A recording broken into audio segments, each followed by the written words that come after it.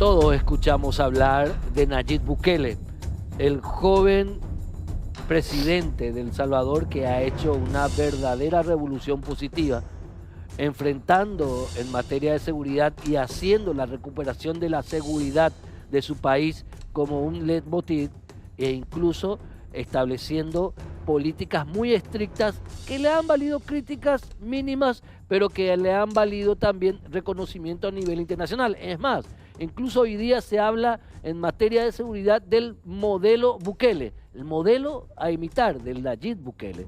Él fue muy joven presidente, más joven aún fue presidente de intendente de la capital de El Salvador. Ustedes recordarán que penosamente ese hermoso país centroamericano fue por años uno de los países más peligrosos del mundo, con barrios en donde tenían niveles de asesinatos o de muertes violentas vinculados o comparados directamente a lugares o a países en guerra. Bueno, hay un paraguayo, siempre el paraguayo tiene que estar en algún lado, que es uno de los principales asesores en materia de economía de Nayib Bukele, quien es el querido economista César Adario Soljancic, quien está hoy con nosotros aquí. ¿Cómo estás, querido? Bienvenido.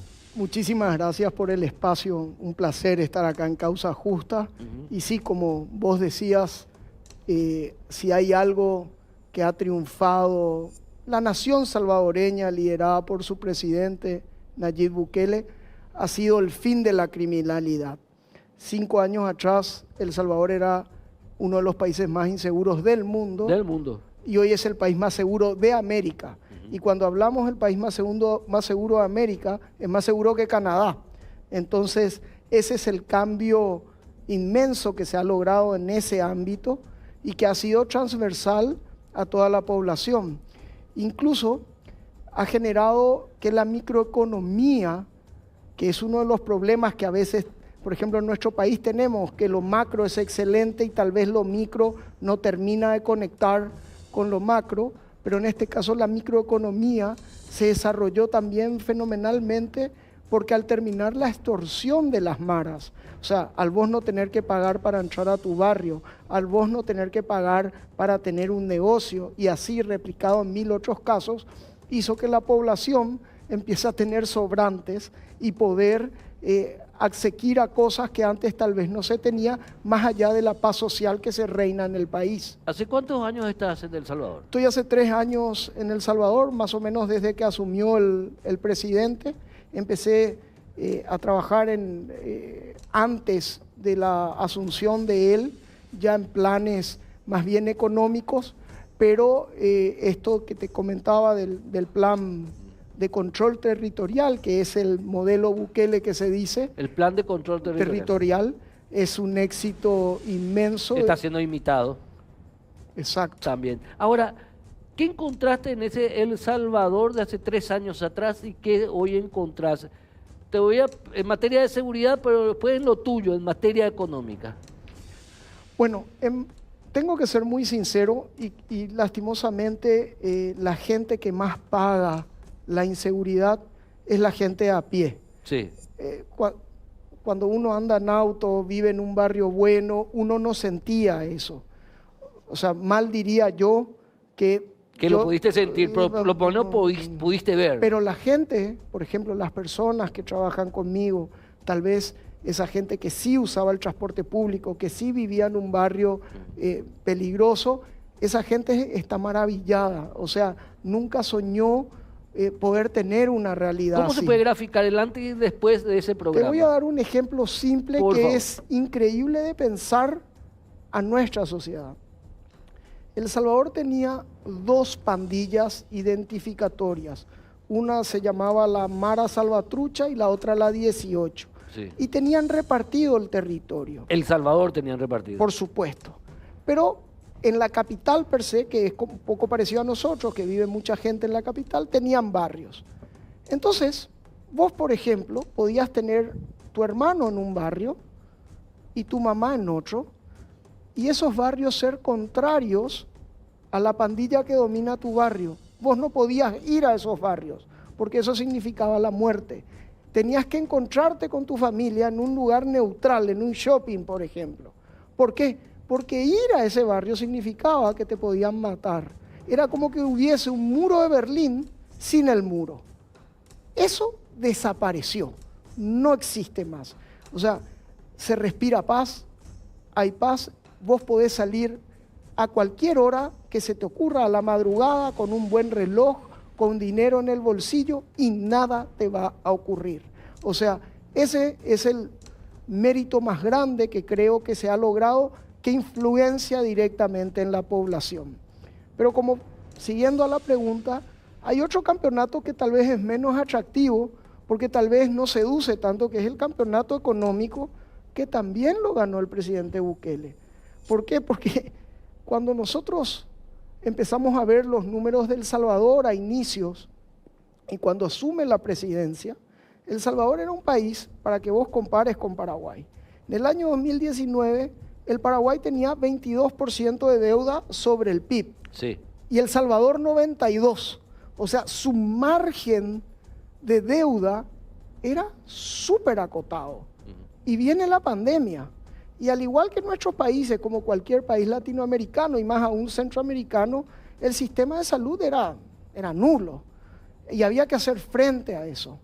Entonces se tomaron un montón de medidas que realmente fueron fantásticas y que permitió sacar $1.000 millones, una operación que nosotros tuvimos el placer de estructurar, a 33 años, al 9% solo pago de intereses, con lo cual se atendió la pandemia, se hizo el hospital, un hospital impresionante, se pudo hacer cargo de todo lo que vino después, y después se hicieron medidas complementarias en paralelo, como la reforma de la caja de pensiones, un problema que tiene nuestro país, porque es sangriento lo que cuestan las pensiones en el Paraguay, lo deficitaria que son, un hecho parecido que tenía El Salvador. Y la reforma de la caja de pensiones hizo que esa relación de deuda PIB de 92 más 1.000 millones que se quitó vaya al 67, con una conversión de la deuda de papeles FOBS a papeles SIP. O sea, una operación mega sofisticada, de alta ingeniería financiera, que logró que el país, aparte de eso, tuviese una sobreliquidez de $500 millones al año. ¿Y el tema del Bitcoin le sirvió, no? Yo creo que el tema del Bitcoin tiene un punto que tal vez no ha sido abordado y que es muy interesante. Cuando vos mirás cuánto cuesta bancarizar un país de 8 o 9 millones de habitantes, más o menos te sale $500 millones. A El Salvador les quitó 70 millones. O sea, es un éxito, porque a través de la billetera digital estatal que se llama Chivo Wallet, lograron acceder a una cuenta la mayoría del país. Entonces yo creo que el legado del Bitcoin es que es muy barato para la nación tener bancarizada a su gente. ¿Qué condujo? Más allá que de repente la moneda tiene fluctuaciones que tenés que tener mucho bolsillo para sostener esa fluctuación. Totalmente, pero acordate que el Bitcoin es una moneda de refugio. Sí. Es como el oro, no es una moneda transaccional. De refugio. De refugio, entonces cumple otra función. Ahora, entonces en el plano económico, obviamente, porque no todo es meterle en la a 2.000 tipos, o no sé cuántos. O 70.000. ¿Cuánto? 70.000. 70.000 tipos, porque perfecto. El Salvador tiene hoy día a 70.000 personas privadas de su libertad. Sí. Pero con no justa razón. Claro, estamos hablando con procesos. Estamos hablando de procesos penales. Correcto. No estamos hablando que le metieron a todo. O sea, estamos hablando de juicio, proceso, están adentro. Exactamente. Con una causa. Correcto. Algunos están ya condenados, otros están a la espera de una condena. Estamos hablando de esa imagen. Exactamente. No estamos hablando de otra imagen. Bueno, pero no se puede sustentar una política de seguridad metiendo a 70.000 personas en la cárcel. Porque alguna vez esa gente va a salir otra vez. Entonces, ahí entran ustedes los economistas. ¿Cómo hacer para entonces esa política de seguridad, que es una política coercitiva, terrible, dura, pero justa, porque esa gente está ahí por algo, al menos la mayoría, ¿verdad? ¿Cómo hacer para que la economía sustente esa política de seguridad para que no se tenga que volver a meter, por obvias razones, a otros 70.000 a la cárcel? ¿Cómo se hace? ¿Cómo van a hacer? Bueno, el el sistema criminal que imperaba en El Salvador no tenía tanto que ver con una cuestión de marginalidad por pobreza, Ok. que es diferente a tal vez otras condicionantes. Tenía más que ver con una agrupación criminal transnacional, porque las maras nacían en Los Ángeles, que venían a copar espacios parecidos a lo que podría ser la mafia italiana de los años 30 en Nueva York. Sí. O sea, esa es una similitud más parecida, tropicalizada y mucho más sangrienta. Totalmente. ¿Qué ocurre? Las medidas económicas apuntaron a dos cosas. Apuntaron a sanear la macro del país, hecho que se está logrando. Combatir hechos de corrupción también. Por supuesto. Bueno, te voy a dar un dato que no es menor. La otra vez vi un ranking de preocupación de la gente en El Salvador. Creo que eran 17, 18 ítems. ¿Sabes en qué puesto estaba la corrupción? Último. Último. En Paraguay también. Último. En Paraguay O sea, también. no era un detalle. ¿Qué te quiero decir con eso? Lo que te quiero decir es, el manejo de la cosa pública tiene decencia, se están haciendo bastantes hechos. Por ejemplo, hace poco a un expresidente se le incautó bienes y se le abrió un proceso por situaciones. Yo obviamente no soy abogado y Claro. no quiero entrar mucho en tecnicismos, pero lo que te quiero decir, está habiendo una conciencia muy grande de justicia a hechos de cuello blanco que habían existido. Creo que ese es un punto relevante también, que la población lo aprecia. Pero en el área económica, que es en el que más tengo que ver, yo creo que hay demasiados puntos que han ayudado a sostener el país y a darle crecimiento. Incluso en el año 2021, El Salvador por primera vez en su historia creció en 2 dígitos. O sea, Por primera vez en su historia. 10.3%. O sea, el presidente de El Salvador tiene no solamente lo que puede ser un hecho de solucionar un problema Puntual. Que no sino era el único problema, pero era el mayor problema. el mayor problema, Ok. sino que, pero es el mayor problema hasta que la gente en breve tiempo se va a acostumbrar de que ese ya no es un problema. Ok. Entonces vienen otros problemas que son desafiantes y que hay que darle uso. Y estos problemas económicos están siendo abordados desde mi punto de vista, y obvio soy parte interesada, pero es una realidad porque los números son los números y nos mienten, que es el éxito económico que se está teniendo con las inversiones que se está recibiendo. ¿Se trajo más inversión Mira, internacional? sí, brutalmente. Y te voy a decir una cosa que es impresionante. Yo estoy viendo en San Salvador y en la costa salvadoreña lo que era Santa Teresa en los años 2006, 2007. ¿Te acordás que no había nada acá y de repente, ¡pum! Con todo. Con todo. Está en esa etapa. Es como un avión que empieza... La costa.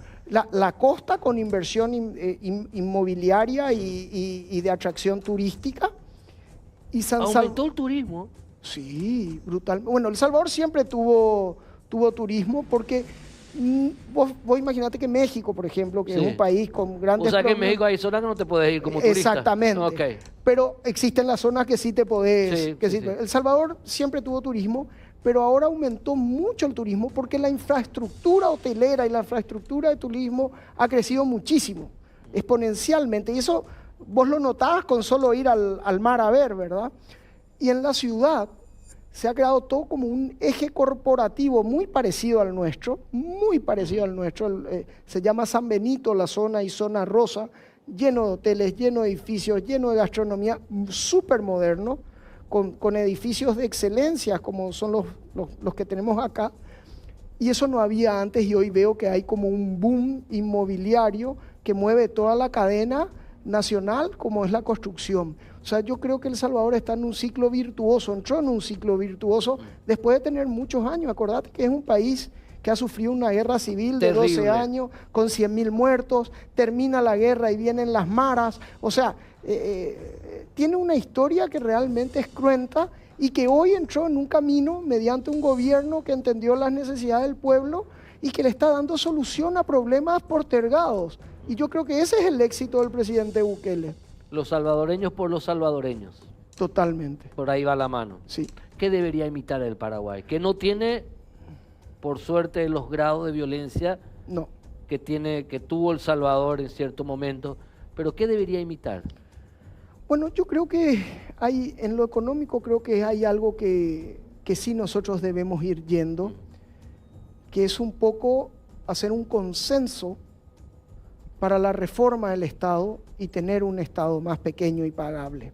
O sea, vos habrás visto en las noticias, El Salvador tenía 263 municipalidades en un espacio de 20.000 kilómetros cuadrados, 20 veces más chico que nosotros, y el presidente las llevó a 40, generando eso un ahorro de 250 millones de dólares al año. Eso es un dato. También achicó el Congreso de la Nación, que de por sí ya era unicameral, de 84 a 40. Entonces yo creo que nosotros tenemos que ir, no digo que sea exactamente igual, claro, son realidades, pero nosotros tenemos que ir a un consenso del Estado de achicar nuestro Estado, eficiente. Achicar nuestro Estado y mejorar la calidad del gasto. Yo creo que eso es algo que debemos copiar. Ni qué decir que adaptando a nosotros, porque si bien es cierto que nosotros, comparándonos con países de la región y más extra región, tenemos una criminalidad muy baja y muy de nicho. Muy de nicho. Muy de nicho. Muy de nicho. Muy de nicho, o sea, no al ciudadano común. Pero comparándonos con nosotros, sentimos una desmejoría. Entonces yo creo, por ejemplo, que la justicia tiene que, y más que acá en un programa como Causa Justa, debería ajustar un poco más las tuercas para poder terminar con ese problema que básicamente lo que nosotros tenemos es raterismo, por decirlo de una manera, que es lo que sufre la población, el robo del minoreo, ¿no? Uh-huh. Yo creo que eso es otro punto que hay que tomar en cuenta para poder tener un país mejor aún al que tenemos. Claro, porque yo creo que, como decís, es un círculo virtuoso. A mayor seguridad, mayor actividad económica, a mayor actividad económica, más trabajo digno, a mayor trabajo digno, menos oportunidades de que por necesidad muchos incurran en la delincuencia. Totalmente, totalmente. Y como te decía antes, yo creo que lo que tiene El Salvador es que está en un proceso de crecimiento. Entonces, ese proceso de crecimiento empieza a arrastrar a la gente en ese virtuosismo. Y creo que hay medidas que van a ser sustentables y sostenibles en el tiempo. Eso creo que es un factor muy importante y se nota en el país.